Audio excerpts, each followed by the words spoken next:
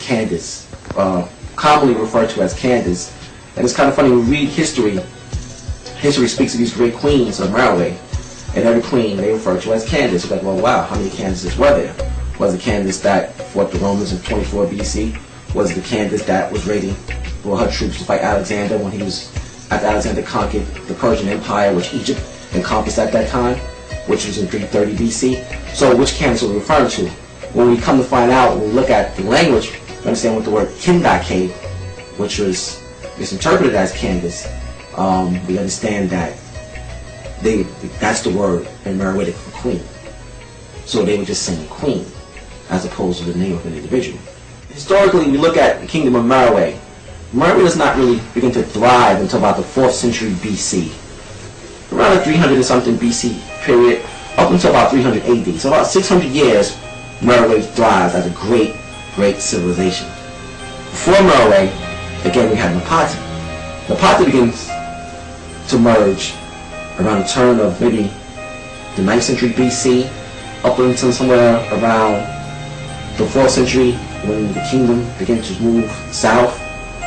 There's actually accounts or records, if you will, of Meroe and Napata existing simultaneously. So it's really unsure of when actually one ended and when the other one began. We know around the time, like I said, the 4th century, the power space or the influx moved south. But I believe that Napata was always reverenced perhaps as the great, not only because their ancestors were there, but also the great temple of Juwan, the holy mountain of Jemawapu was there, the temple of Amen. And that was the seat of power. That was the seat of actually what they refer to as the God. So no matter what was in Meroe at that time, I believe the Meroites would have made their pilgrimages north to Napata, not only to commune with their ancestors, but to be where it actually all began. Kandake, also known as Candace, was the title for queens and queen mothers of the ancient African empire of Kush, aka Nubia. The name Candace and its variants derived from the title Kandake. There were several Kandakes, but today we will examine Kandake of Meroe. In 332 BC, Alexander the Great attempted to conquer Kush. Therefore, Kandake of Meroe arranged her armies strategically to meet him and was present on her war elephant when he approached. She placed her armies and waited for the Macedonian conqueror to appear for battle. Alexander approached the field, and when he saw Kandake's army displayed in such brilliant military formation, he stopped. After studying the array of warriors waiting with such deadly precision and realizing that to challenge Kandake could quite possibly be fatal, he turned his armies away. Next we have the Nubian queen, Amaneratus. Powerful Nubian queens known as Glore, meaning ruler, and more importantly, Kandake, or queen mother, are a key feature of ancient Nubian society.